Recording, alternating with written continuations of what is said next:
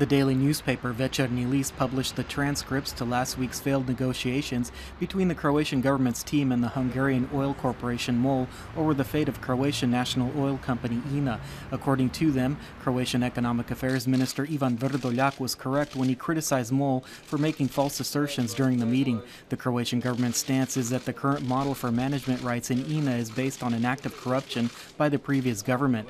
MOL, on the other hand, is prepared to negotiate amendments to the shareholders' agreement, but will not accept any possibility of it being declared null and void, and wishes to retain its strategic management status in INA. The Croatian government held its last cabinet session prior to a 2-week annual vacation. The gathered ministers adopted the Energy Use Renewal Program for non-residential buildings and a third energy efficiency action plan. The objective of the latter is to reduce electricity consumption by 20% over the next 6 years.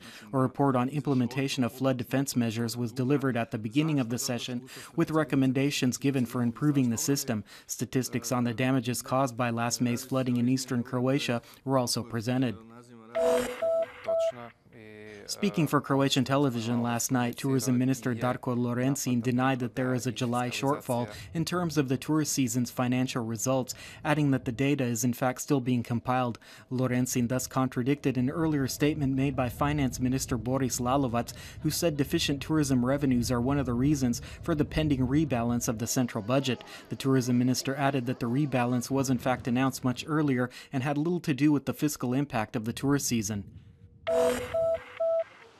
A powerful thunderstorm accompanied by gale force Scirocco winds hit the wider Zadar region this morning. Cars and buses were virtually swimming in some of the city streets. However, since the storm passed, the situation has improved and most of the water has subsided.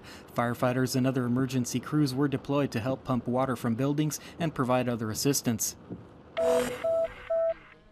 Despite the unseasonably poor weather that has put a damper on the tourist season on the Adriatic coast, the capital city has recorded a very high number of visitors in July. The 80,000 tourists that arrived in Zagreb were generally passing through, but some of them decided to extend their stay to see why Zagreb has been rated one of the best tourist destinations in Europe and to learn more about the country. I wanted to find out, to understand the culture behind and the history behind Croatia. So what better place to start but in the capital? Hostels are booked to capacity, and even the funicular that goes up to the old town is now working extra hours due to high interest by tourists.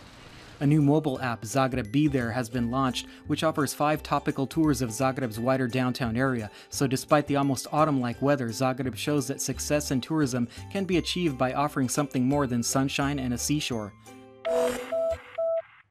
In sports, the Croatian tennis scene received a bit of a shock as Ajla Tomljanovic announced that she will be playing under the Australian flag rather than for Croatia. In an exclusive statement for Croatian television, Tomljanovic's father confirmed that she has been granted resident status in Australia and has applied for an Australian passport. In soccer, Zagreb's Dinamo set off for Denmark today to play the first of 2 matches in the third preliminary Champions League pre-qualification round against Danish champion Aalborg. Kickoff is at 8:15 p.m. And finally, the weather forecast for the rest of the day. Skies will be moderately to mostly overcast, accompanied by occasional rainfall that may be more abundant at places, especially in Dalmatia and the western inland zones. There will also be a chance of thunderstorms and even hailstorms, especially on the sea where there is a waterspout warning in effect as well. Scirocco winds on the coast will abate, but strong to gale force winds can still be expected even as the evening approaches, which will make the sea surface quite turbulent. Water temperatures range from 23 to 26 degrees Celsius, while visibility will be reduced due to heavy rainfall.